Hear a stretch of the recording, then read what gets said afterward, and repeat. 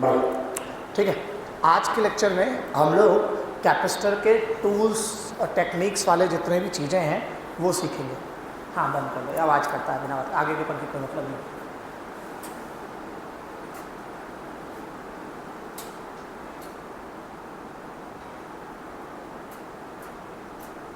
हाँ सही, आगे के पंखे का कोई मतलब नहीं।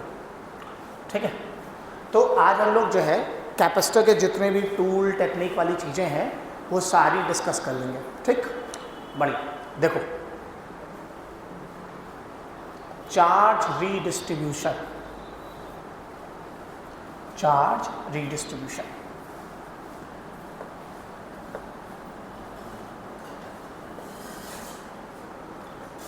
Charge redistribution.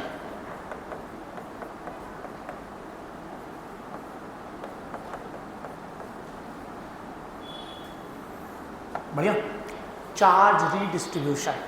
चार्ज रीडिस्ट्रीब्यूशन से जुड़े सवाल कई बार मीट में आ चुके हैं। इसमें क्या होता है कि दो चार्ज कैपेसिटर होते हैं, उनको आपस में कनेक्ट करता है। तो जब भी दो चार्ज स्फीयर कैपेसिटर को आपस में कनेक्ट करोगे तो एक चीज़ होगी, चार्ज हाई पोटेंशियल के कैपेसिटर से लो पोटेंशियल के कैपेसिटर में जाएगा और तब तक जाएगा जब तक दोनों का पोटेंशियल बराबर ना हो जाए। तो जब भी दो चार्ज कैपेसिटर को आपस में कनेक्ट किया जाता है तो एक चीज़ तुरंत हो जाती है, दोनों का पोटेंशियल सेम हो जाता है, जिसको हम लोग बोलते हैं कॉमन पोटेंशियल। तो इस तरह के सवालों में दो तीन चीज़ें बनती हैं। एक तो पूछता है कॉमन पोटेंशियल क्या हो जाएगा, दूसरा पूछता है कि जब चार्ज एक से दूसरे में जाएगा कॉमन पोटेंशियल आ जाएगा तो फाइनल चार्जेस क्या हो जाएंगे, तीसरा पूछ सकता है कितना चार्ज ट्रांसफ़र हुआ, चौथा पूछ सकता है लॉस इन एनर्जी। चार तरह के सवाल इस पर बन सकते हैं। ठीक है, समझो। मान लो ये दो चार्ज कैपेसिटर हैं। आज हम केवल वैरायटी ऑफ क्वेश्चन पे डिस्कशन करेंगे। एक चार्ज कैपेसिटर ये है, एक चार्ज कैपेसिटर ये है। बढ़िया, इसकी कैपेसिटेंस C1, इसकी कैपेसिटेंस C2, इसका वोल्टेज V1, इसका वोल्टेज V2, इसका चार्ज Q1, इसका चार्ज Q2। ठीक, तो before connection, before connection, connection करने के पहले वाले में चार्ज कितना आएगा C1 V1, दूसरे वाले का चार्ज कितना होगा C2 V2। बढ़िया, अब हमने क्या किया, इसको कनेक्ट कर दिया। बढ़िया, अब जैसे कनेक्ट करेंगे चार्ज एक से दूसरे में जाएगा, तब तक जाएगा जब तक दोनों का पोटेंशियल बराबर ना हो जाए। तो सबसे पहला सवाल आता है कि भैया कॉमन पोटेंशियल क्या होगा। दोनों का पोटेंशियल सेम हो जाएगा तो उस पोटेंशियल को हम कॉमन पोटेंशियल बोलते हैं। उस कॉमन पोटेंशियल की वैल्यू क्या होगी, C1 V1 plus C2 V2 upon C1 plus C2। ये कॉमन पोटेंशियल आ गया। अब बताओ, पहले इसका पोटेंशियल V1 था, अब पोटेंशियल V हो गया। पहले इसका पोटेंशियल V2 था, अब पोटेंशियल V हो गया। तो जब पोटेंशियल बदल गए तो चार्ज की वैल्यू भी बदल जाएगी। तो अब यदि हम फाइनल चार्जेस की बात करें तो पहले वाले पे चार्ज आएगा C1V, दूसरे वाले पर चार्ज आएगा C2। अच्छा, इससे एक और, तो यदि एग्जाम में पूछे कि कनेक्ट करने के बाद दोनों पे फाइनल चार्जेस क्या आएंगे तो पहले कॉमन पोटेंशियल निकालें, फिर C1V करके और वही वाला पोटेंशियल देखें और C2V, क्योंकि अब ये जो V1 है वो भी क्या हो गया V, ये जो V2 है ये भी क्या हो गया V। तो जब दोनों के पोटेंशियल बदल गए तो उनके चार्जेस की वैल्यू भी बदल गई होगी। सही, तो पहले चार्ज C1 V1 था, अब चार्ज हो गया C1V। पहले चार्ज C2 V2 था, अब चार्ज क्या हो गया C2V। चार्ज की वैल्यू बदल गई। सही, ठीक। तो अब इससे हमें एक और बात समझ में आई, दोनों का पोटेंशियल सेम है, तो इसका मतलब फाइनल चार्ज किसका ज़्यादा होगा, जिसकी कैपेसिटेंस ज़्यादा होगा। मतलब तुम समझो, दो चार्ज कैपेसिटर को जब हम आपस में कनेक्ट करते हैं तो चार्ज एक हाई पोटेंशियल से लो पोटेंशियल जाता है, एक कैपेसिटर से दूसरे कैपेसिटर में जाता है, तब तक जाता रहता है जब तक दोनों का पोटेंशियल सेम ना हो जाए। लेकिन पोटेंशियल सेम होने में चार्ज का डिस्ट्रीब्यूशन होता है, और जो फाइनल चार्जेस आ जाते हैं वो सबसे ज़्यादा उस पे होंगे जिसकी कैपेसिटेंस ज़्यादा होगी। सही, तो फाइनल चार्जेस पूछ सकता है। तीसरा पूछ सकता है चार्ज ट्रांसफर। क्या पूछ सकता है? Charge transfer. अब चार्ज ट्रांसफर कैसे निकालोगे? तो कनेक्ट करने के पहले कितना चार्ज है, हमें चार्ज ट्रांसफर निकालना है। तो हम दोनों कैपेसिटर की चिंता नहीं करेंगे। मान लो दो लोग हैं, इन दो लोगों के बीच कोई चीज़ ट्रांसफ़र हुई है तो हमें दोनों की चिंता नहीं करनी है। एक को पकड़ लो, उसी का ट्रांसफ़र होने के पहले का अमाउंट देख लो और ट्रांसफ़र होने के बाद का अमाउंट देख लो और माइनस कर दो। जितना आया होगा वही ट्रांसफ़र होगा। मान लो पहले ये 10 है, अब इस पर चार्ज 6 हो गया, तो ट्रांसफ़र कितना हुआ? 4। इसका मतलब ट्रांसफ़र निकालने के लिए दोनों कैपेसिटर का डिस्कशन करने की आवश्यकता नहीं है। तो एक कैपेसिटर पकड़ लो, उसी का कनेक्ट करने के पहले चार्ज निकालो और उसी का ही कनेक्ट करने के बाद चार्ज निकालो। क्या ये बात समझ में आई? Working approach. दो चार्ज कैपेसिटर को आपस में कनेक्ट करने पर कितना चार्ज ट्रांसफ़र होगा उसको निकालने के लिए दोनों कैपेसिटर की चिंता नहीं करनी है। एक कैपेसिटर पकड़ो, उसी का चार्ज कनेक्ट करने के पहले निकालो, उसी कैपेसिटर का चार्ज कनेक्ट करने के बाद निकालो। हम थ्योरी नहीं पढ़ा रहे हैं, हम तुम्हें सीधे सॉल्व करने की थ्योरी पढ़ा रहे हैं। हम तुम्हें न्यूमेरिकल और क्वेश्चंस की जनरल अप्रोच सिखा दे रहे हैं, सवाल कुछ भी बने। ठीक है ना? ठीक, तो एक कैपेसिटर पकड़ो, उसका कनेक्ट करने के पहले चार्ज निकालो, जब चार्ज रिडिस्ट्रीब्यूशन हो गया कनेक्ट करने के बाद का चार्ज निकालो, तो जो चार्ज में डिफरेंस आया होगा वही क्या हो जाएगा? चार्ज में ट्रांसफर। उसके बाद चौथी बात है लॉस इन एनर्जी। समझिए, उसके बाद चौथी बात है लॉस इन एनर्जी।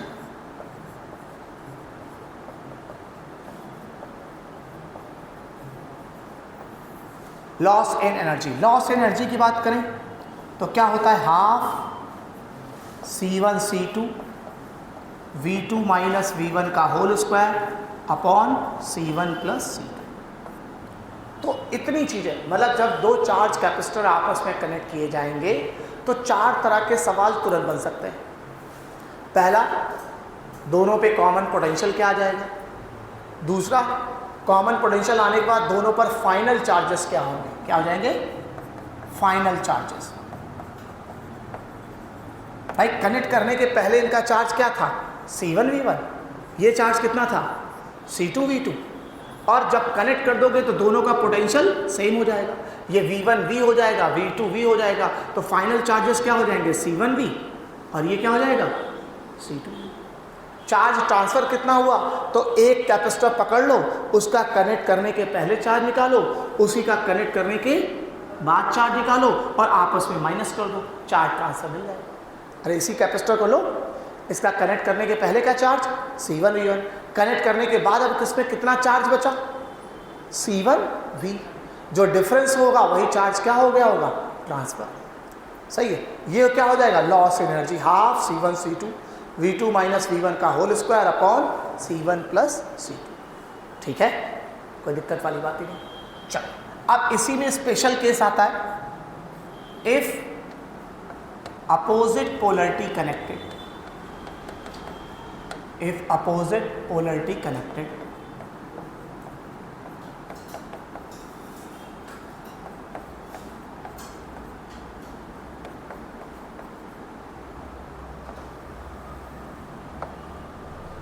ठीक है, if opposite polarity connected, यदि opposite polarity connected होगी तो क्या होगा?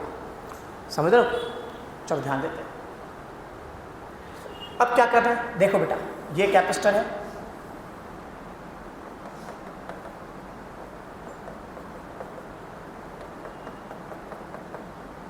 तो ये कैपेसिटेंस होगा C1, ये वोल्टेज V1, ये चार्ज Q1।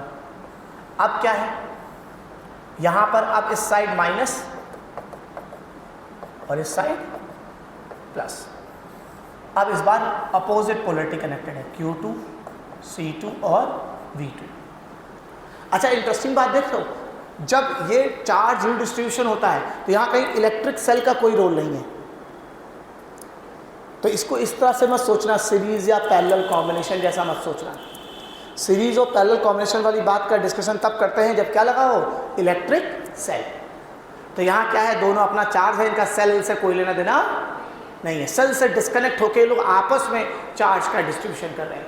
इसलिए ये नहीं सोचना है कि सर ये सीरीज में जुड़े हैं कि पैरेलल में जुड़े हैं, ऐसी कोई बात नहीं है। कंफ्यूजन नहीं होना चाहिए, है ना। ठीक है, अब बात करते हैं, अब इसको जोड़ लेते हैं। तो अब इसमें पहला सवाल क्या बनेगा भाई, कॉमन पोटेंशियल का। अपोजिट पोलैरिटी हो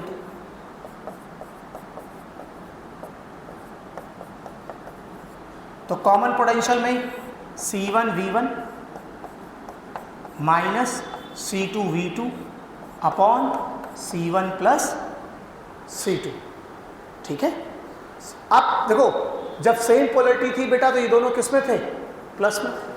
अपोजिट पोलैरिटी तो क्या हो गया, माइनस। अब बात करते हैं फाइनल चार्जेस।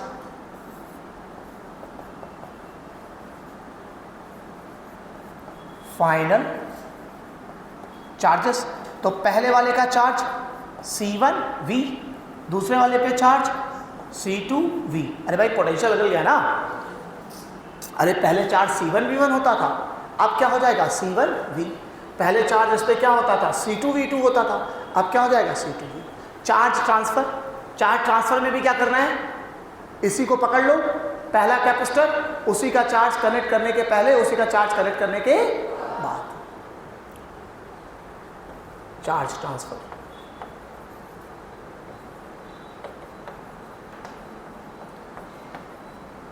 कल हमने थ्योरेटिकल डिस्कशन इसीलिए रखा कि आज हम लोग सवाल वैरायटी टूल्स करेंगे तो मन में थोड़ा फील रहेगा। चार्ज ट्रांसफर, चार्ज ट्रांसफर की बात करते हैं। अच्छा, आपको लगता है जो टेस्ट में हमने क्वेश्चन 15, 20, 25 दिए थे, आपने नोटिस किया 25 के 25 वैरायटी कवर हो जा रही थी, काफ़ी वैरायटी थी और बहुत ऊपर के नहीं, नॉर्मल थे वो। यदि इसको प्रॉपर एक्सप्लेन करते तो सीख जाओगे। नहीं, देखो हम उसका सोल्यूशन ला के संक्षिप्त डालते हैं। चार्ज ट्रांसफर की बात करते हैं तो क्या बनेगा, Q1 माइनस Q1 डैश। इसका कनेक्ट करने के पहले चार्ज C1 V1, बाद में C1 C, इधर जाना ही नहीं है, सेकंड पे जाना ही नहीं है। इसी का चार्ज निकालो कनेक्ट करने के पहले और इसी का चार्ज निकालो कनेक्ट करने के बाद। V1 से क्या हो जाएगा बेटा, V हो जाएगा। सही है, बढ़िया, नाइस। चार्ज ट्रांसफर हो गया। अब लॉस इन एनर्जी। एनर्जी में बस ये करना है, जहां V2 माइनस V1 होता था वहां प्लस हो जाएगा। मतलब वहां एक्चुअली यहाँ एक पोटेंशियल माइनस में है तो माइनस माइनस प्लस हो जा रहा है।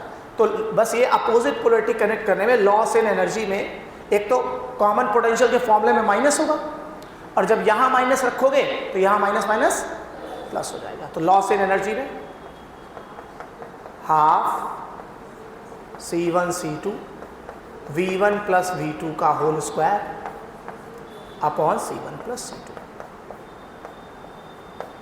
ठीक, अब 2 मिनट इसको निहार लो, समझ लो, इससे जुड़े हुए 2-3 सवाल करा देते हैं तो मामला एकदम पक्का हो जाएगा।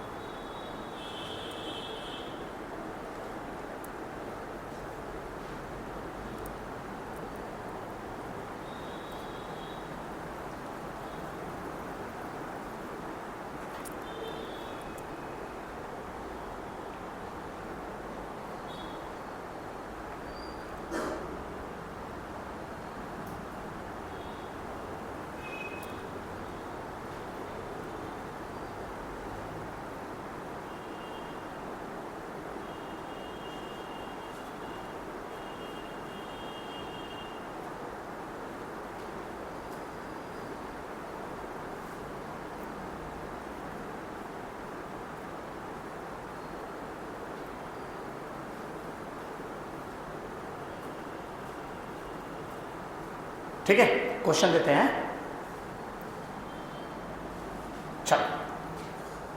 पहला क्वेश्चन।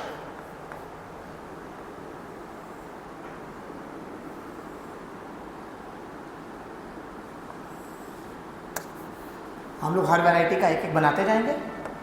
इस तरह के 3 सवाल हम लोग करने हैं, फिर हम लोग दूसरी वैरायटी पर आ जाएंगे। ठीक,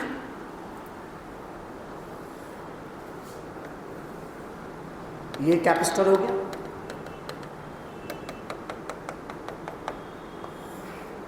दूसरा कैपेसिटर हो गया।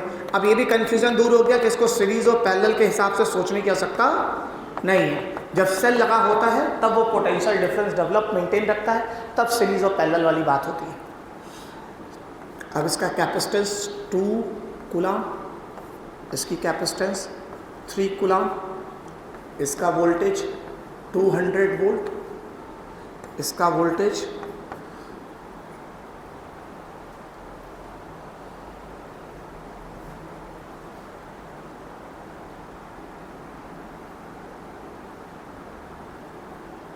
100 पर 200 वोल्ट है, सही है।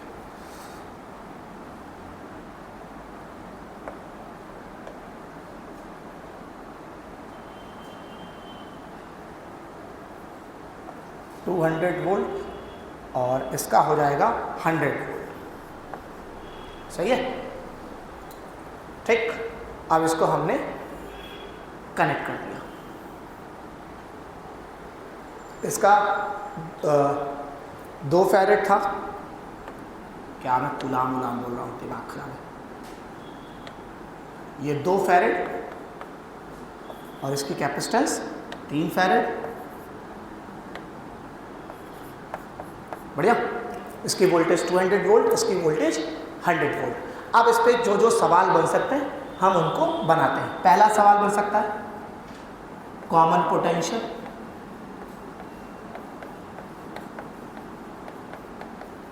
ठीक। दूसरा सवाल बनेगा फाइनल चार्जेस ऑन बोथ,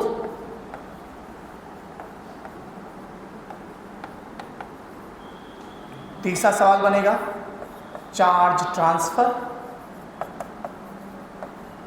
मतलब हम इस बात को पूरा समझ ले रहे हैं, ठीक है। चौथा सवाल बनेगा लॉस इन एनर्जी, ठीक।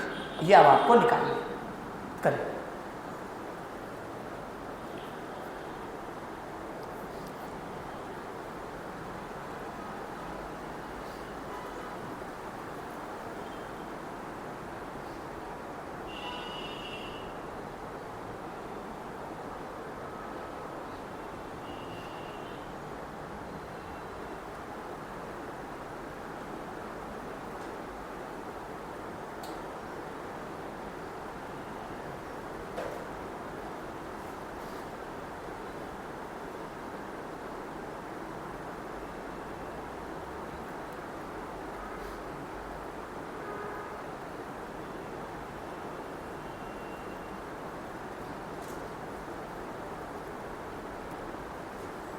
ओए चलो एक बार चेक कर लेते हैं क्या क्या आया, बताओ। कॉमन पोटेंशियल 140 वोल्ट, ठीक है।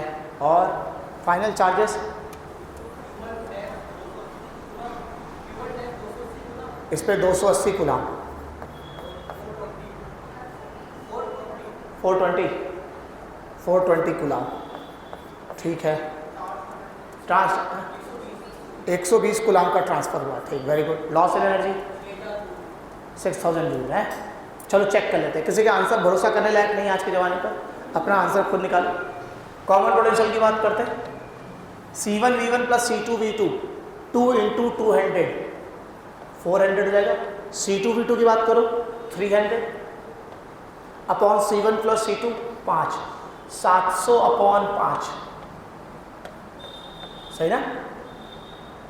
तो ये कितना आ जाएगा, 5 1 जा 5, 5 4 जा 20, 140 वोल्ट, यस।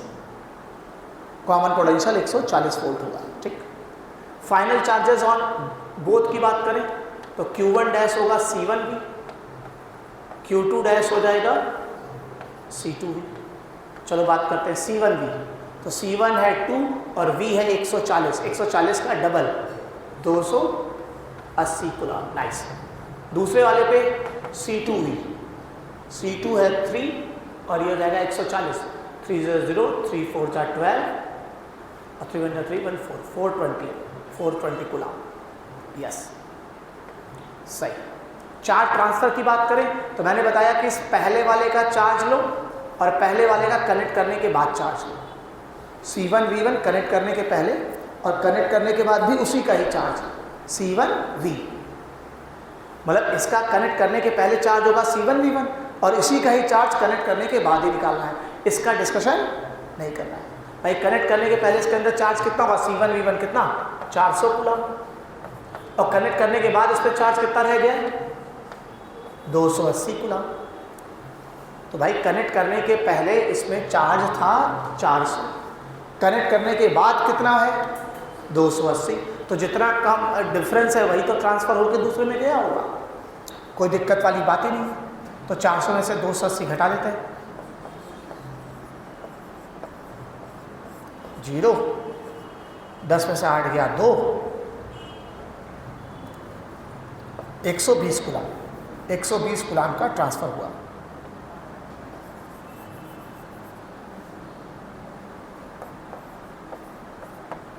ठीक। लॉ ऑफ एनर्जी की बात करें क्या बनेगा, half C1 C2, C1 C2, C1 2, C2 कितना 3 और V2 माइनस V1 100 का square upon C1 plus C2 कितना 5। ये 2 5 10 हो जाएगा, ये 6 हो जाएगा, ये 10 की पावर 2 का स्क्वायर 10 की पावर 4 हो जाएगा, एक कम हो जाएगा 6 इंटू 10 की पावर 3 जूल। बढ़िया। क्या ये बात समझ गए सब लोग? मतलब हम लोगों ने एक कोई केस लिया, उस पर जो जो कुछ बन सकता है सब देख लिया कि भैया कॉमन पोटेंशियल क्या होगा, फाइनल चार्जेस क्या होगा, चार्ज ट्रांसफ़र कितना होगा, लॉस एंड एनर्जी कितनी होगी। सही है।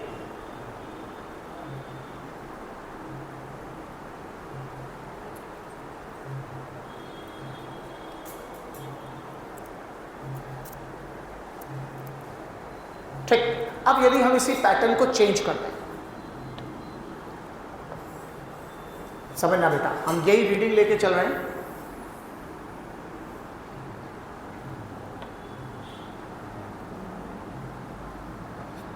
कुछ भी समझना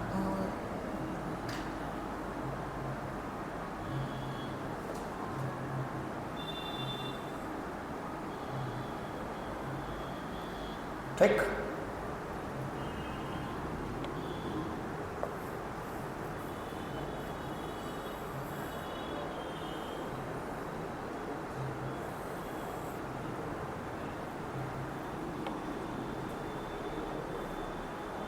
ठीक।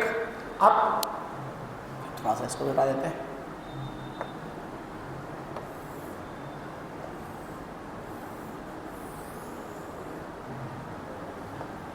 अब बेटा इधर कर दिया हमने नेगेटिव, ध्यान दो बेटा, अब ये हो गया पॉजिटिव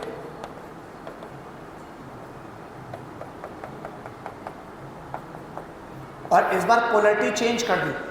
पॉजिटिव के सामने कौन है नेगेटिव और नेगेटिव के सामने पॉजिटिव। अब इस बार अपोजिट पोलैरिटी कनेक्ट कर दी गई है। बढ़िया। Same reading, everything same, but polarity opposite connect कर दी गई है। अब आपको यही सारी चीज़ें निकालनी है।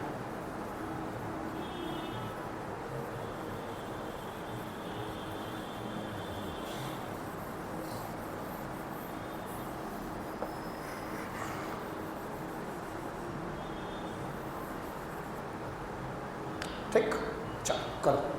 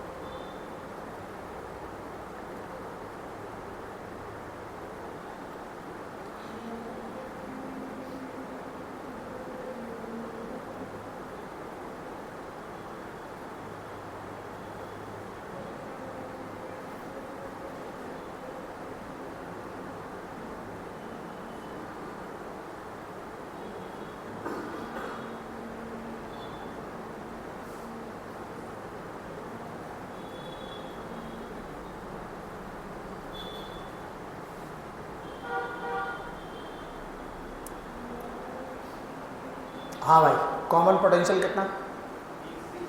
20 वोल्ट आया। जो चेक कर लेते हैं, किसी के आंसर भरोसा करने लायक नहीं आज के ज़माने में। C1V1 minus C2V2 upon C1 plus C2। चलो देखते हैं। 2 2 जा 4, 4 माइनस 300, 400 माइनस 300, नीचे जाएगा 5, 100 अपॉन 5, 20। सही। फाइनल चार्जेस ऑन बोथ, पहले वाले में C1V, दूसरे वाले में C2। C1V की बात करते हैं। 2 × 20 कितना? 40। सही है, हाँ। और 40 कूलाम। दूसरे वाले पर 2 × 3 60 कूलाम। चार्ज ट्रांसफर तो C1V1 माइनस C1V। सही ना? कनेक्ट करने के पहले इस पर चार्ज, कनेक्ट करने के बाद। कनेक्ट करने के पहले चार्ज 2 × 200 कितना? 400। अरे भाई पहले तो 400 कूलाम होगा, और कनेक्ट करने के बाद कितना है? 40। कितना ट्रांसफर हो गया? 360 कूलाम। सही है, 360 कूलाम चार्ज ट्रांसफर हुआ। लॉस एनर्जी देख लेते हैं। ऐसे क्या बात है? हाफ C1 C2 3 × 2 और C1 plus V1 plus V2 कितना हो जाएगा? 300 ना। अब तो प्लस माइनस के बजाय क्या होता है? प्लस। तो कितना लगा?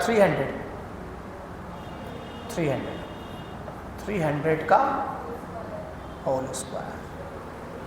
बढ़िया। तो ये हो जाएगा अपॉन C1 प्लस C2 5, तो ये हो जाएगा 6, ये हो जाएगा 9, ये हो जाएगा 10 की पावर 4, नीचे हो जाएगा 10, यहाँ हो जाएगा 10 की पावर 3, 54 × 10 की पावर 3 जूल। सही है, बढ़िया। इस बार एनर्जी का लॉस ज़्यादा हो। हाँ, क्यों? चार्ज इस बार ज़्यादा ट्रांसफ़र हो गया ना, 360 कूलाम का चार्ज ट्रांसफ़र हो गया। क्या बात समझ पाए?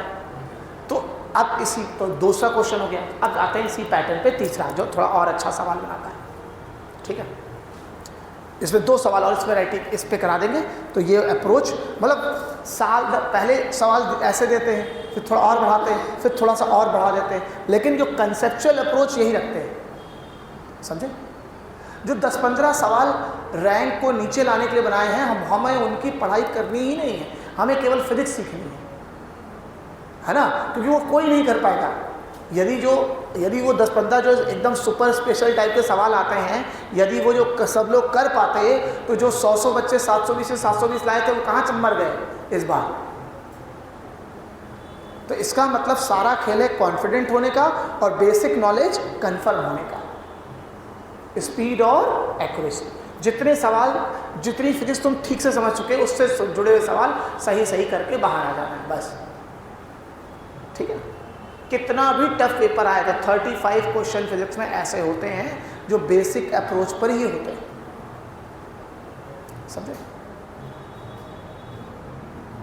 और ये मैं हवा में नहीं बोल रहा हूँ, मतलब रिसर्च करिए, 2, 4, 5, 10 घंटा दिया है तब बता रहा हूँ।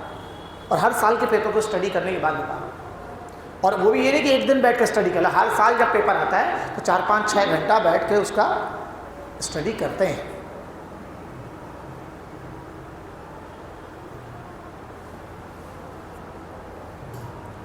चलो इसी पे थोड़ा और ठीक करते हैं। अब क्या, अब इसकी अप्रोच डेवलप हो गई है, तो इस पे थोड़ा वैरायटी बदलेंगे तो भी पहचान जाओगे। चलो देखो,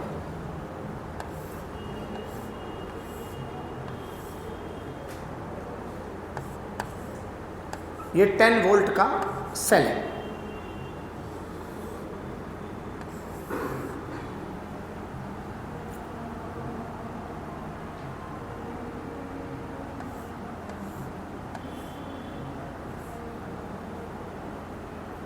या V वोल्ट ले लेते हैं, 10 वोल्ट आजकल अच्छा नहीं माना जाता है,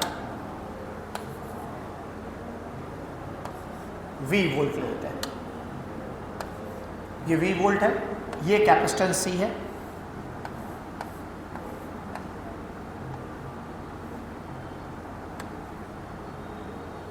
ये स्विच है, ये पॉइंट S1 है, ये पॉइंट S2 है, ये यहाँ से मूवेबल स्विच है।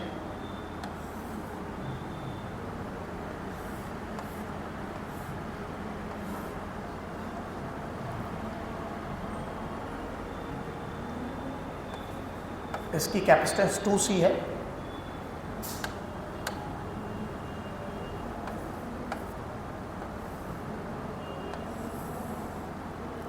बढ़िया।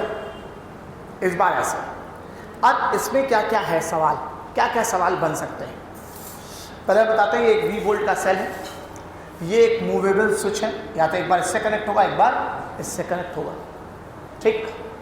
तो अब सोचो पहले ये डायग्राम पिछले वाले क्वेश्चन का ही थोड़ा सा सर्किट जैसा बना दिया है वही सवाल। ये क्या कह रहा है कि पहले हम इस स्विच को इससे कनेक्ट करते हैं, जब हमने इससे कनेक्ट किया तो ये इससे कनेक्टेड नहीं है, तो केवल कौन चार्ज होगा, C वाला, तब तक चार्ज होगा जब तक ये वाला पोटेंशियल इसको मिल ना जाए। भाई जब भी किसी कैपेसिटर को सेल से चार्ज करते हैं तो उस चार्ज सेल से कैपेसिटर में जाता रहता है, तब तक जाता रहता है जब तक कैपेसिटर का पोटेंशियल सेल के पोटेंशियल, सेल का पोटेंशियल और कैपेसिटर का पोटेंशियल बराबर ना हो जाए। तो इसका मतलब हम ये कह सकते हैं कि हमारे पास C1 की वैल्यू क्या हो गई, C, V1 की वैल्यू क्या हो गई, V, बात खत्म। अब व्हेन इट फुली चार्ज, अब हम इस स्विच को इधर कनेक्ट कर देते हैं। जैसे ही कनेक्ट करते हैं अब सेल वाली बात खत्म। भाई हमारे पिछले सवालों में भी तो यही था, कहीं कोई सेल का डिस्कशन नहीं था। तो अब जैसे ही आपने इस स्विच इधर कर दिया तो इस सेल वाला सर्किट डिस्कनेक्ट हो गया। अब सीरीज पैरेलल का दिमाग में नहीं लाना है, अब ये आ गया चार्ज रीडिस्ट्रीब्यूशन का सवाल। अब बताओ C2 हमारे पास कितना है बेटा, 2C, और V2 क्या था, 0, क्योंकि इस पर कोई चार्ज नहीं था। बढ़िया, क्लियर। तो अब हमारे पास C1 है C, C2 है 2C, V2 है 0। अब हम जो चाहें वो सारे सवाल इसके बना सकते हैं, ठीक है। पहला सवाल बनाते हैं। पहला सवाल इस पर क्या बन सकता है, कॉमन पोटेंशियल। चलो तुम्हें लोग निकाल के बताओ मुझे, बताओ कॉमन पोटेंशियल क्या आ जाएगा।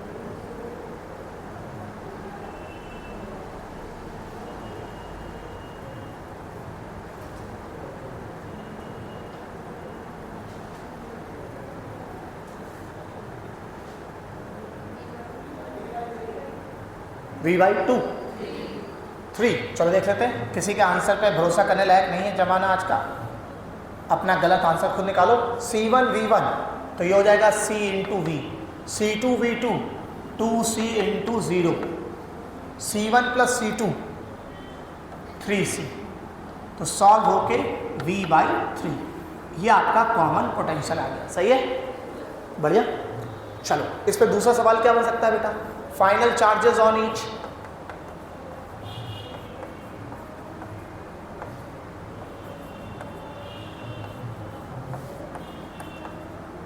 मतलब हम एक सवाल को पूरा उधेड़ बुन कर डाल रहे हैं, पूरा कंफर्म कर ले रहे हैं आखिर इन सब चीज़ों में होता क्या है।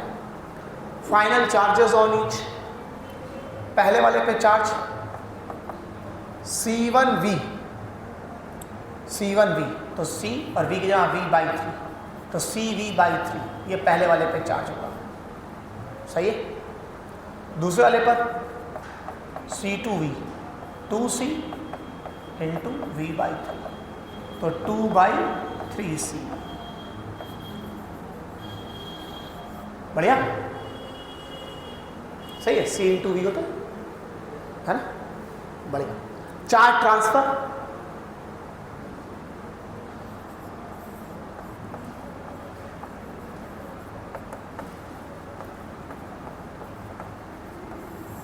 चार्ज ट्रांसफर की बात करें,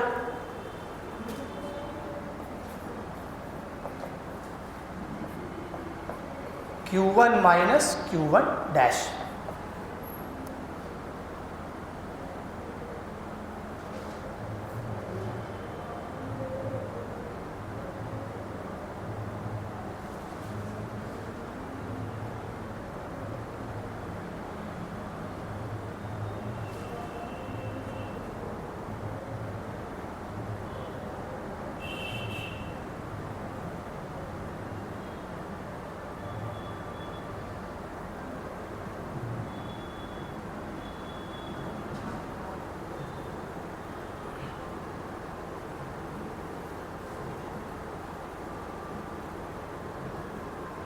ठीक है।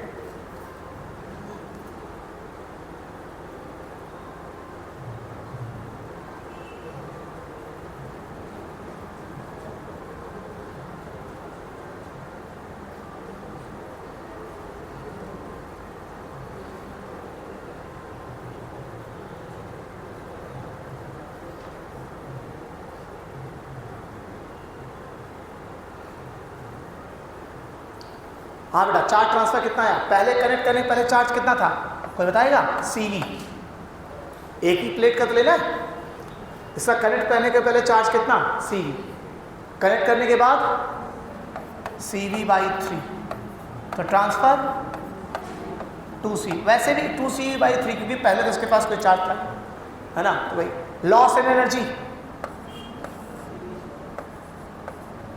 क्या बनेगा, half C1 C2 V2 minus V1, V minus 0 का whole square, V square upon C1 plus C2, 3C, 3C से 3C कैंसिल, 2 से 2 कैंसिल, सही है। कितना है बेटा लॉस एनर्जी, CV²/3, बढ़िया। अब एक और एग्जाम में सवाल आजकल नीट में आता है, percentage loss in energy, exam में जो आया है, क्या आया है, percentage loss in energy. Percentage loss in energy कई बार नीट में एग्जाम में आ चुका है इसी तरह के सवाल बना के। तो परसेंटेज लॉस एनर्जी होगा loss energy upon initial energy into 100, इसको हम लोग बोलेंगे परसेंटेज लॉस इन एनर्जी। अब लॉस एनर्जी हमारे पास कितनी है, CV²/3, इनिशियल एनर्जी तो केवल इसी के पास तो थी, हाफ CV² इंटू 100, CV² से CV² कैंसिल, तो यहाँ हो जाएगा 2/3 इंटू 100, तो ये आपका 66.6% के आसपास आ जाएगा, बढ़िया, ठीक है ना, छापो 66 कितना है, गलत तो नहीं हो गया, सही है, हाँ ठीक।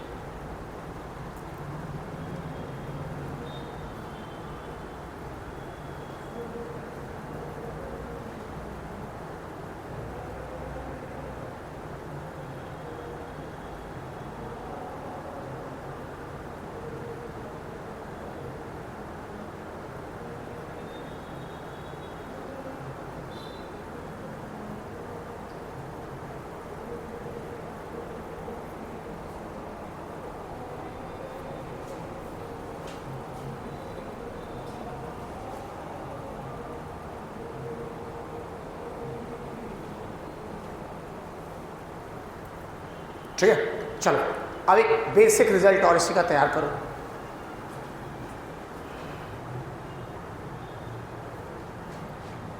मतलब इसी का सवाल बनाते हैं और उस सवाल से एक थ्योरेटिकल रिजल्ट भी निकलता है, उसको भी याद करना है, हो गया।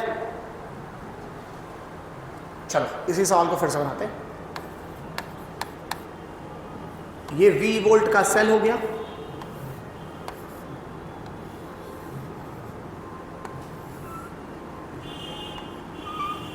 ये कैपेसिटर हो गया C, ये स्विच हो गया, फिर इसके बगल में एक आइडेंटिकल कैपेसिटर हो गया,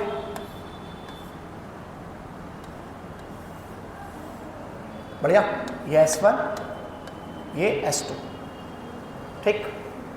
अब आपने पहले इसको इससे कनेक्ट किया, जब इससे कनेक्ट करोगे तो तुरंत ये V वोल्टेज इसको मिल जाएगा, तो इसका पोटेंशियल कितना हो जाएगा V। तो C1 कितना है C, C2 कितना है C, V1 है V और V2 कितना है 0, बढ़िया। तो ये पूरा सेम सिंपल सवाल है, बढ़िया। उस बार मैंने C और 2C लेकर रखा था, इधर दोनों को C लेकर रखा है। अब ये सवाल पहले पूरा आप लोग सॉल्व करके निकालिए। कहानी स्टोरी वही है कि पहले इस स्विच को इससे कनेक्ट किया तो इसको चार्ज कर दिया, चार्ज करने के बाद स्विच को डिस्कनेक्ट करके इससे कनेक्ट कर दिया, अब सेल हट गया, अब चार्ज आपस में ट्रांसफर होने लगा। तो अब आपसे क्या क्या जानना चाहता है, कॉमन पोटेंशियल,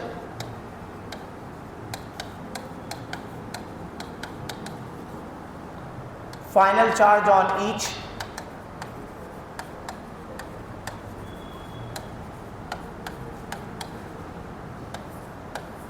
चार्ज ट्रांसफर,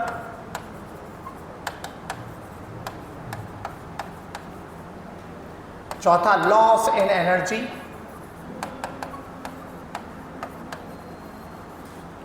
पांचवा percentage loss energy.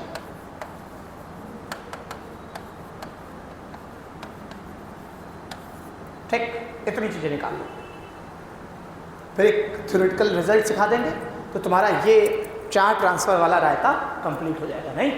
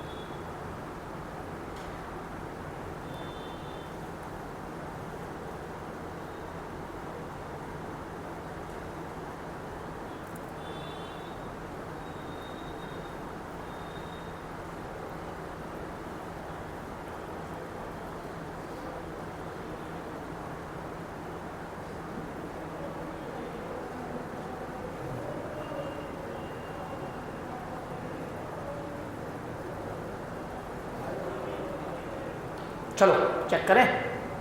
Common potential बताओ बेटा, कितना आया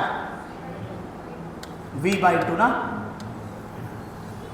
यही आया नहीं आया V/2। Charge on each CV/2,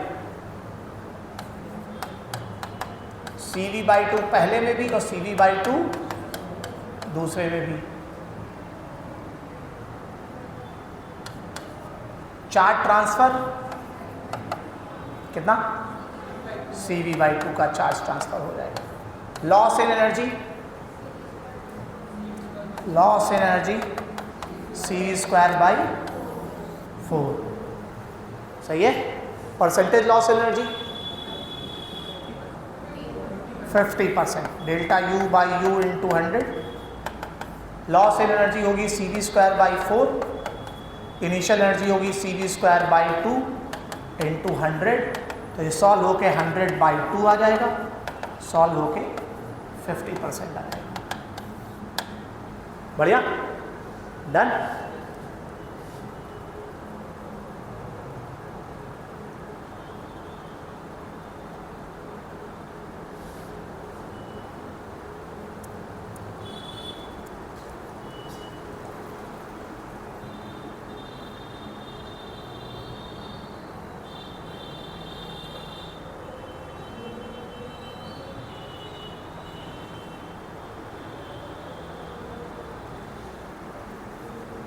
अब ये जो तुमने वर्किंग कर ली ना, अब मैं इसको तुम्हें कहानी के रूप में एक रिजल्ट याद कराता हूँ।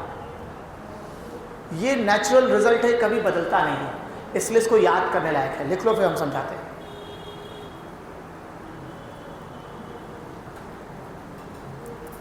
मतलब ये हमेशा होता है। क्या होता है बता रहे, हटाए। देखो क्या रिजल्ट है, बेसिक रिजल्ट, इसको बेसिक रिजल्ट बोलते हैं। बेसिक रिजल्ट इसलिए बहुत काम के होते हैं क्योंकि जानबूझ के इस पर सवाल बनाया जाता है, क्योंकि ये चेक किया जाता है कि आपने अंडरस्टैंडिंग होगी तो आप जानते होंगे तुरंत कर लेंगे, नहीं तो उसकी वर्किंग करेंगे। देखो बेटा क्या है बेसिक रिजल्ट, ये चार्ज कैपेसिटर है। जब भी कोई आइडेंटिकल चार्ज कैपेसिटर, कैसा आइडेंटिकल, मतलब यदि C1 है C और C2 भी है C, आइडेंटिकल चार्ज्ड कैपेसिटर किसी अनचार्ज कैपेसिटर से, उस कहानी वही तो था, एक चार्ज था और एक क्या है अनचार्ज, लेकिन दोनों आइडेंटिकल है। आइडेंटिकल चार्ज कैपेसिटर अनचार्ज कैपेसिटर से कनेक्ट होता है।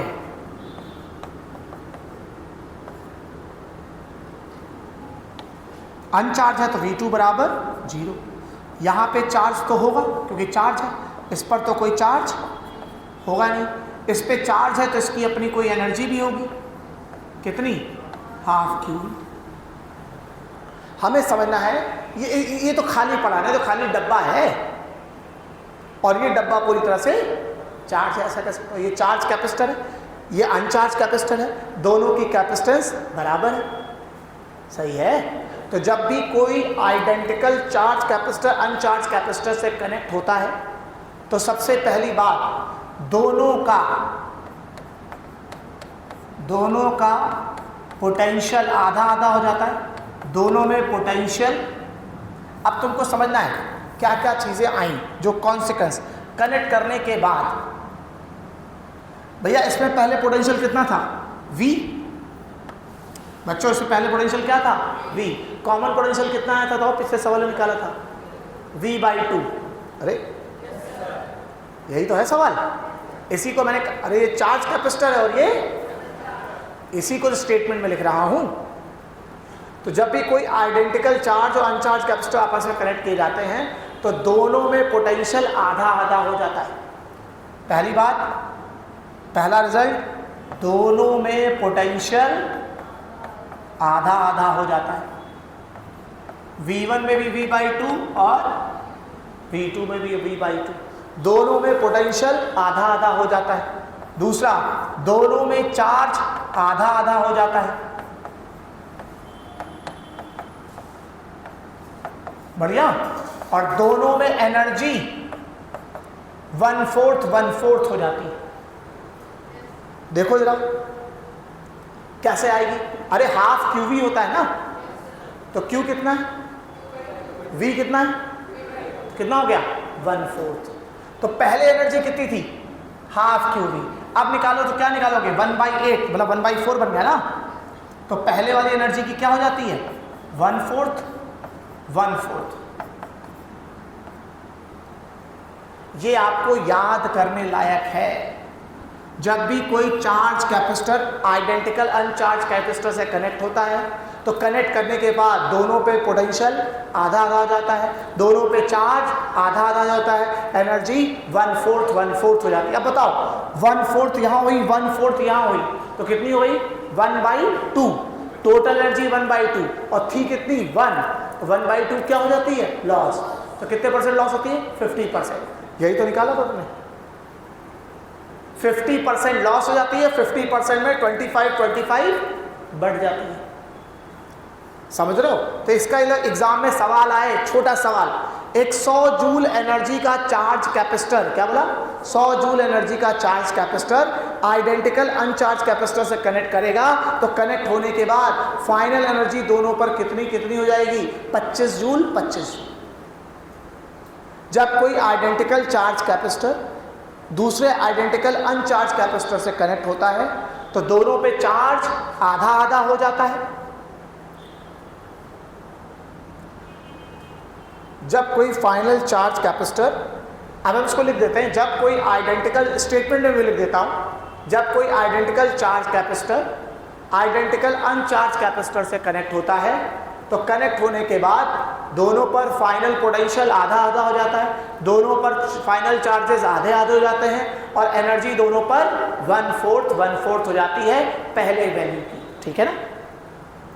जब कोई आइडेंटिकल चार्ज कैपेसिटर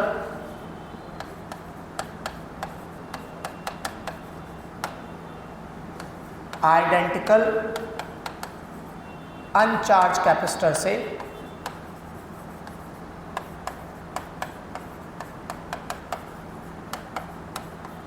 कनेक्ट होता है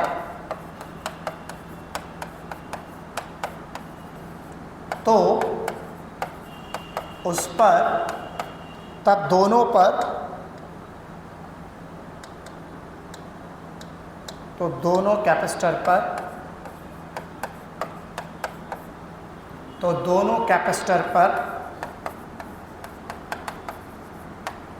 चार्ज पहले का 1/2 हो जाता है, पोटेंशियल पहले का 1/2 हो जाता है और एनर्जी दोनों पर 1/4 हो जाती है और एनर्जी दोनों पर पहले की 1/4 बढ़ जाती है, 1/4 बढ़ जाती है। बच्चों ये जो स्टेटमेंट है यही तो नॉलेज है, यही तो अंडरस्टैंडिंग है, यही जो विचारधारा तुम्हारे मन में रहती है, तब तुम क्वेश्चन को देखकर समझ पाते हो ये किस तरफ जा रहा हो। समझ पा रहे? अब इतनी देर हमने एक ही पॉइंट डिस्कशन कर लिया तो अब इसके तुम देखो कि ये चीज़ कहाँ से शुरू हुई थी कहाँ तक जा रही है। ये अप्रोच शुरू हुई थी, ये देखो बेटा, ये शुरू हुई थी यहाँ से चार्ज डिस्ट्रीब्यूशन से और इसकी कहानी से जुड़े हुए अभी तक इतने सवाल इस पैटर्न पर आ चुके हैं, है ना? तो ये कई बार चेक करता है। किसी चार्ज कैपेसिटर को आइडेंटिकल अनचार्ज कैपेसिटर से कनेक्ट कर दो तो दोनों पे पोटेंशियल आधा आधा हो जाएगा, चार्ज आधा आधा हो जाएगा, एनर्जी 1/4 हो जाएगी। सही है ना?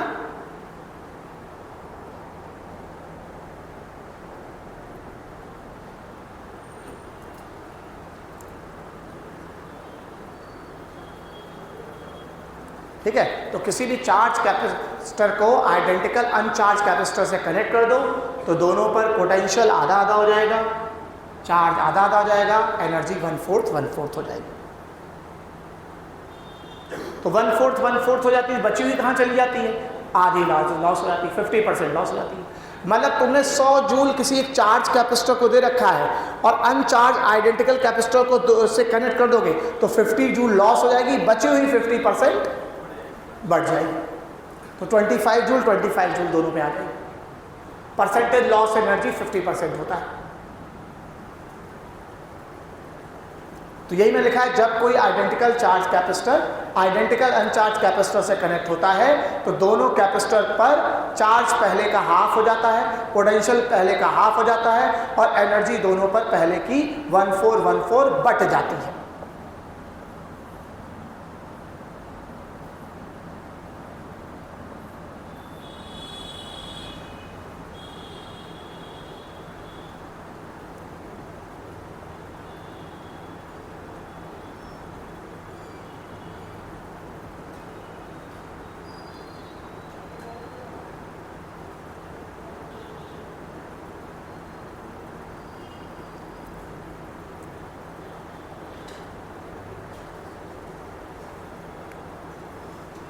बढ़िया, चलो आगे देखते हैं। तो ये हो गया, एक वैरायटी हो गई। अब दूसरा हम लोग सीखने जा रहे हैं इंसर्टिंग ऑफ डाइइलेक्ट्रिक स्लैब। देखो, इंसर्टिंग डाइइलेक्ट्रिक स्लैब।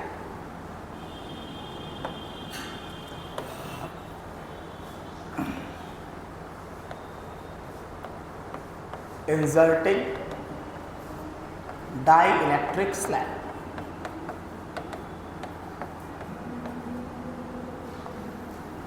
अब हम लोग इसके पीछे पढ़ते हैं। इंसर्टिंग डाइइलेक्ट्रिक स्लैब, जब किसी भी कैपेसिटर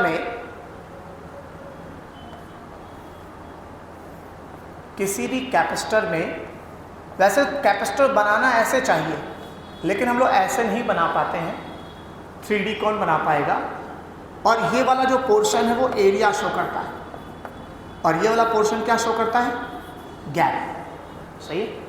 तो इतना बड़ा एरिया नहीं बना पाते तो हम क्या बना देते हैं? केवल एक लाइन, यहाँ एक लाइन खींच देते हैं, यहाँ एक लाइन खींच देते हैं। तो मतलब तुम्हें समझना पड़ेगा, ये जो लाइन है ना, ये जो लाइन है ये एरिया रिप्रेजेंट करती है। बढ़िया, एग्जैक्टली ये लाइन ऐसे है, हम ये पोर्शन दिख रहा है, इतना पोर्शन हमें दिख नहीं रहा है। तो ये लाइन की लंबाई ही बताएगी एरिया क्या है। यदि लाइन की लंबाई आधी कर दो तो एरिया आधा। ठीक है? तो यहाँ पे जो लाइन है ये एरिया रिप्रेजेंट कर रही है और ये इनके बीच का बेटा क्या है?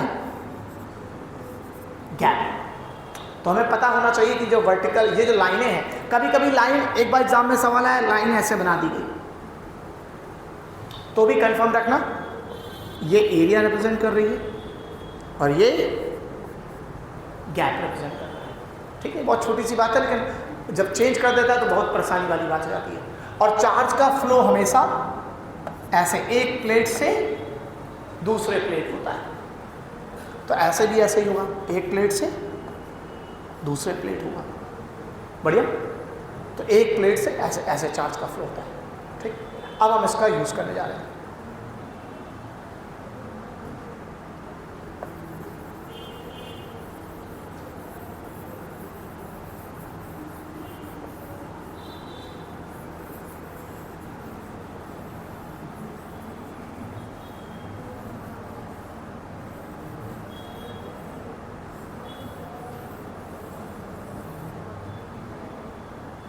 ठीक है, समझना, ध्यान दो। Inserting dielectric slab.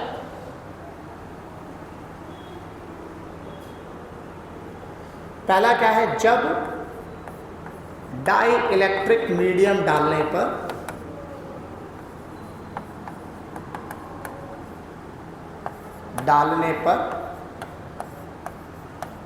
Area divide हो। क्या डिवाइड हो? Area divide. अब एरिया से विजन हो गया ना तुम्हारे दिमाग में, वो वर्टिकल वाली लाइन है ना। एरिया डिवाइड हो तो कैपेसिटर पैरेलल कॉम्बिनेशन में रहते हैं। तब कैपेसिटर कैसे रहते हैं? पैरेलल कॉम्बिनेशन होते हैं।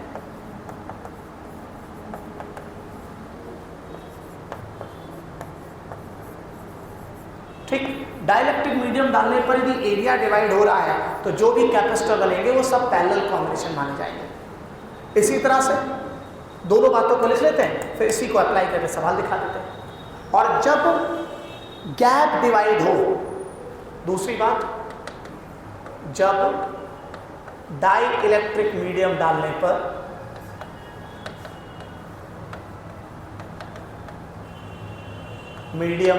पर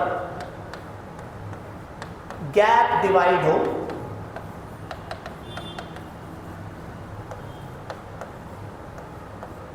तो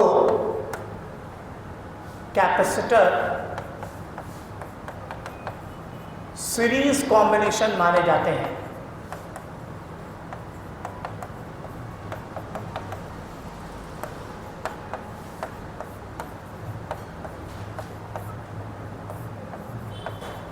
बढ़िया, आप इसको यूज भी कर लेते हैं और हम आपको समझा देते हैं।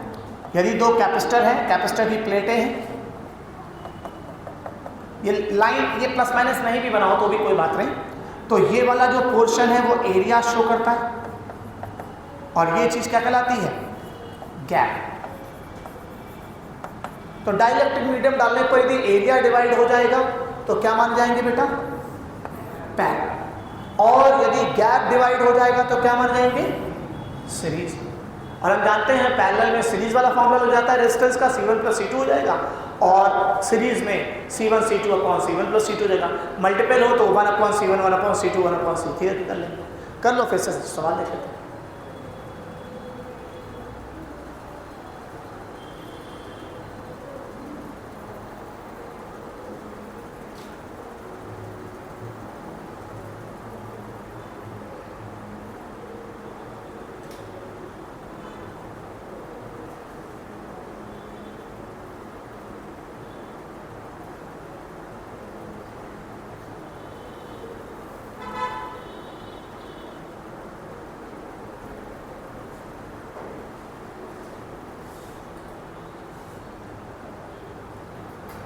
ठीक हो गया,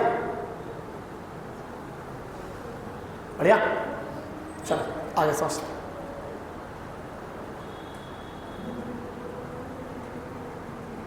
अब समझो क्वेश्चन कैसे बनेगा। हमेशा क्वेश्चन में पहले से एक कैपेसिटर दे दिया होगा एयर में। किस में दे देगा, एयर में। तो जो एयर में कैपेसिटर देगा वो बेसिक कैपेसिटर है, उसको चाहो तो अपनी तरफ से लेट करके लिख सकते हो। अभी क्वेश्चन बोले चाहे ना बोले, तुम मान लो इसका प्लेट एरिया कितना है, A, गैप क्या मान लो, D, इसकी कैपेसिटेंस कितनी मान लो, C। तो पहले से मान लो C बराबर कितना,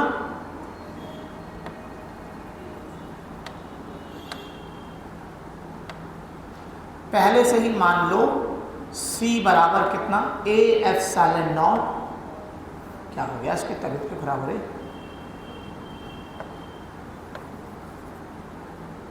बीच में नर्वस आ जाता है ये।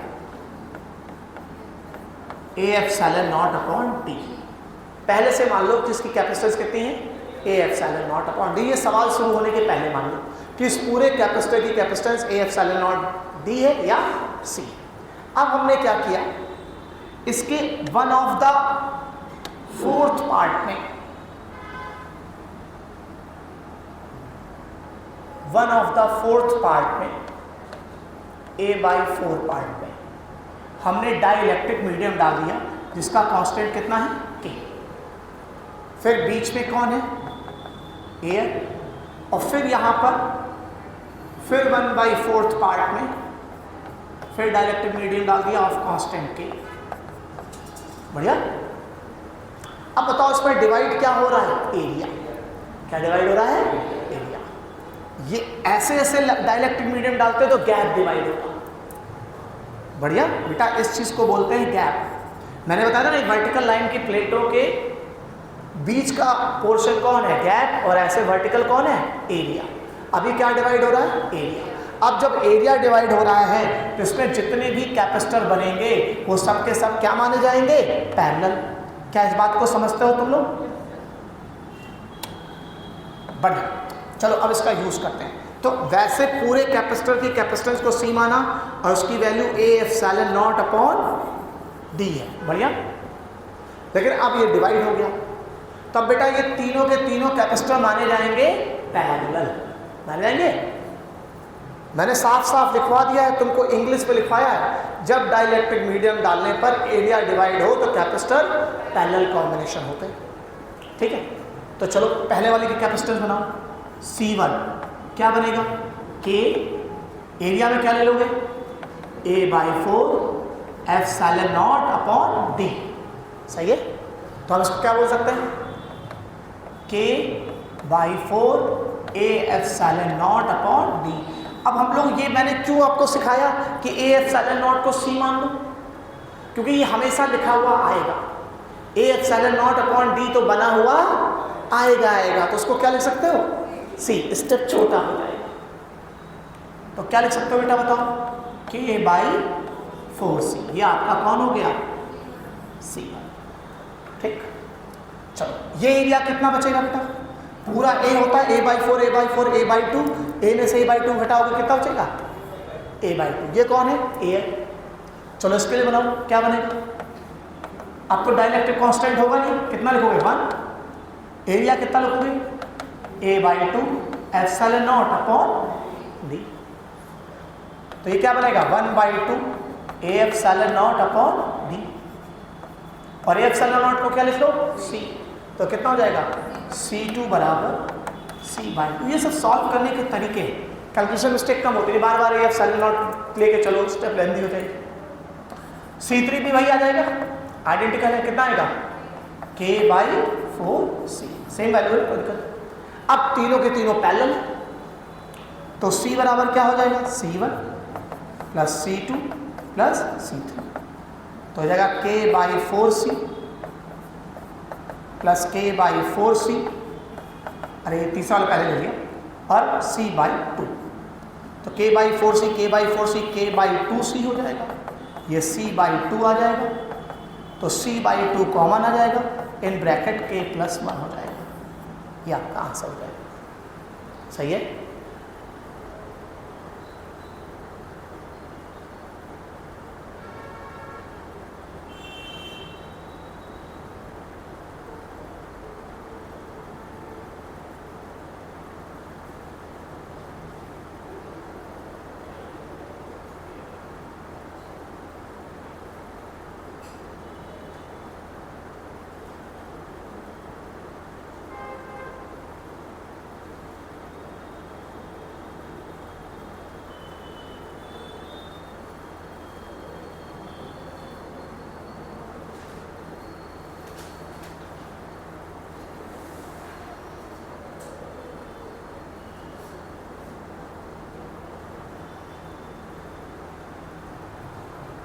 ठीक है, तो जब गैप डिवाइड हो, एरिया डिवाइड होता है तो पैरेलल मान जाते हैं, और जब गैप डिवाइड होता है तो सीरीज। एक एरिया डिवाइड करने वाला एक और कर लेते हैं।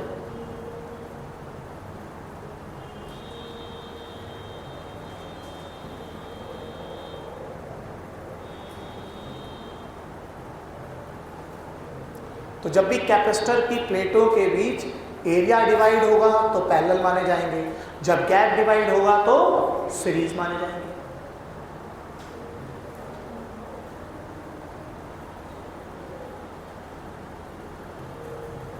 एक सॉल्व कराते हैं, दोनों की वैरायटी उसमें एक साथ कर देंगे, ठीक, देख लो।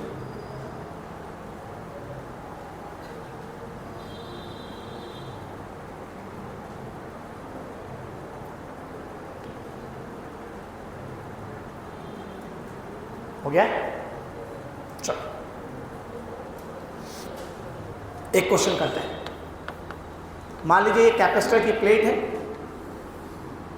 जब कुछ भी ना बोले एक चीज अपनी तरफ से लेट कर लेना, क्या, A epsilon not upon D, ये तुम्हारी वर्किंग स्टेप को छोटा कर देगा, ठीक। हम अपनी तरफ से मानते हैं ये प्लेट एरिया A है, गैप D है।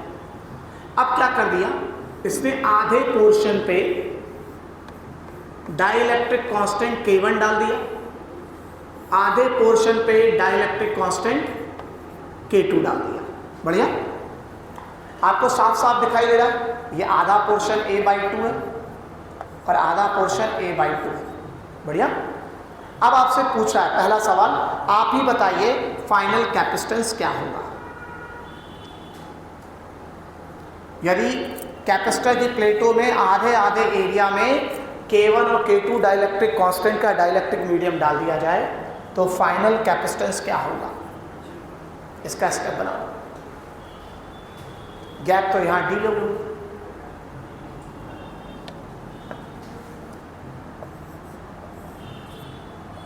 गैप तो यहां पे डी ले लोगे नहीं,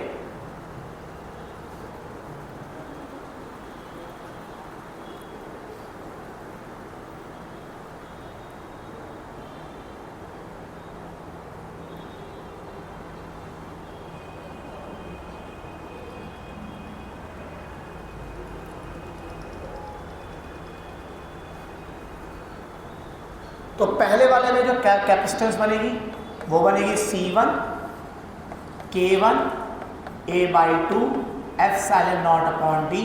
तो ये बन जाएगा K1/2 A epsilon not by T, ये बन जाएगा K1/2C। यही आया, तो इसको तो डायरेक्ट बना लोगे आप K2C/2। एक बार फिर से लिख लेते हैं, dielectric constant K2, area A/2 epsilon not upon D. ये हो जाएगा K2/2 A epsilon not upon D. कितना हो जाएगा K2/2 इंटू सी। अब मैंने बताया जब भी एरिया डिवाइड होगा दोनों कैपेसिटर पैरेलल माने जाएंगे, तो C1 सीधे C1 नाम देते हैं, क्या आ जाएगा C1 प्लस C2। तो ये हो जाएगा K1/2C K2/2C, यहाँ से C/2 K1 प्लस K2। सही है। मान लो ऑप्शन में तुम्हें C लिखा हुआ नहीं दिख रहा है तो कोई बड़ी बात नहीं, A epsilon not by D देना, लेकिन बार बार A एप्सिलॉन नॉट डी है ना बाई डी लेके चलने से अच्छा है C लिख दो, कैलकुलेशन वर्किंग में मिस्टेक से बचोगे। अब इसी सवाल को बदल दिया जाए, यही K1 K2 गैप डिवाइड करते हुए डाल दिए जाए, ऐसा भी तो हो सकता है। इसी के सवाल को थोड़ा सा ये तो हमसे डिस्कस कर लिए तो इसका स्पेस थोड़ा कम कर देना, डिस्कस तो हो ही गया। मान लो अब इसी सवाल को हम बदल दें, अब हम इसी सवाल को बदल दे रहे हैं, वही कैपेसिटर, अब हमने प्लेट एरिया में चेंज नहीं किया, अब हमने गैप में चेंज कर रहे हैं। बढ़िया, समझ पा रहे हो। अब ये दोनों कैपेसिटर, अब यहाँ पे भी दो कैपेसिटर बनेंगे, लेकिन अब ये सीरीज पैरेलल में नहीं, किसमें बन जाएंगे, सीरीज में। जब गैप डिवाइड हो, ये गैप है D/2, ये गैप है D/2, प्लेट एरिया दोनों के लिए सेम। ये vertical line plate area show करती है और ये बेटा क्या शो करता है, गैप। समझ पा रहे हो, ये वर्टिकल लाइन क्या शो करती है, प्लेट एरिया, और ये क्या शो करता है, गैप। जब भी डाइलेक्ट्रिक मीडियम डालने पर गैप डिवाइड होगा तो ये सीरीज में माने जाएंगे, कैसे माने जाएंगे, ठीक है। तो ये दोनों कैपेसिटर सीरीज में, C1 और C2 की डिजाइन पहले अलग अलग बना लो, ठीक। अब यदि मैं C1 की डिजाइन बनाना चाहूं, इसको C1 डैश करेंगे ना, यहाँ पे समझने के लिए कंफ्यूजन है ना, नहीं तो कहेगा कितने C1 हो गया। अब पहले वाले में C1 का स्टेप बनाना चाहूं तो प्लेट एरिया तो पहले के लिए भी वही रहेगा, epsilon not dielectric constant K1, तो ये बन जाएगा K1 A epsilon not, gap में क्या होगा D/2, तो क्या बन जाएगा 2K1 A epsilon not upon D। क्या सही बात है। तो ये क्या बन जाएगा, कोई बता सकता है, 2K1C, है ना। C2 का स्टेप बनाएं इसको देखकर, वैसे तो 2K2C1 की बात कर लेते हैं, इजी चीजें भी कई बार क्लियर होगा, इतना माइंड कंफर्म रहेगा, एग्जाम वाले टाइम जल्दी कर लोगे। एक फिक्स पैटर्न सॉल्व करने का रखा करो, जो आते हुए सवाल भी और जल्दी हो जाए, कम स्टेप। K2 एरिया A, सवाल को करने के लिए पहले खुद का विजन जरूर कंफर्म होना चाहिए, हमें पता होना चाहिए, क्वेश्चन बनते ही हमें महसूस हो जाए अच्छा यहाँ पे एरिया डिवाइड है पैरेलल में, यहाँ गैप डिवाइड हो रहा मतलब सीरीज में। तो ये हो जाएगा 2K2 A epsilon not upon D. A epsilon not upon D क्या होता है? कैपेसिटेंस। क्या हो जाएगा? 2K2C। ये 2K1C हो गया, 2K2C हो गया। सही है। दोनों किस में है बेटा? सीरीज में। सीरीज में है तो क्या लगाओगे? इसे C1 डबल डैश कर देते हैं। C1C2 2K1C 2K2C 2C1C2 नहीं C1C2 upon C1 plus C2। C1 plus C2 में 2K1C प्लस 2K2C। अब कॉमन निकाल लेते हैं। 2K1C 2K2C, यहाँ से 2C कॉमन निकाल लो, K1 प्लस K2, यहाँ से 2 और C कैंसिल हो जाएगा। तो ये फाइनली सॉल्व होके आ जाएगा 2K1 K2 upon K1 plus K2 into C। बढ़िया। मतलब ये आया बेटा सीरीज में कनेक्ट करने पर, है ना। मतलब इसको हम बोल सकते हैं K1 plus K2 by 2C। ये पैरेलल में कनेक्ट करने का है और ये सीरीज में। तो एग्जाम में ऐसा सवाल आ चुका है कि कैपेसिटर के प्लेटों में दो डाइलेक्ट्रिक एक बार पैरेलल में कनेक्ट डाले गए और एक बार सीरीज में डाले गए, तो दोनों केस में फाइनल कैपेसिटेंस का रेशियो क्या होगा? तो इन दोनों का आपस में हम डिवाइड कर देंगे तो रेशियो निकल आएगा। हो पाएगा? क्या बात को समझ पाए तुम लोग? देख लो, 4 मिनट और है, 6:25 तक पढ़ाना है। ठीक है, तो इतना बहुत है, इतने पे छोड़ दें। हैं क्या तुम इतना समझ गए? कल हम लोग जो है सर्किट से जुड़ी हुई चीज़ों का डिस्कशन करेंगे। ठीक है, और पीडीएफ अच्छे से मैकेनिक्स वाली रीड कर लेना, उसका प्रॉपर नोट्स बना लेना और मुझे फीडबैक भी भेजना कि तुम लोग कैसा लगा। उसको बनाया मैंने बहुत तसल्ली से। ठीक है, ओके।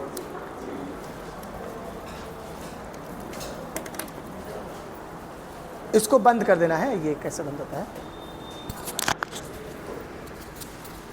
आ जाओ तुम आ जाओ।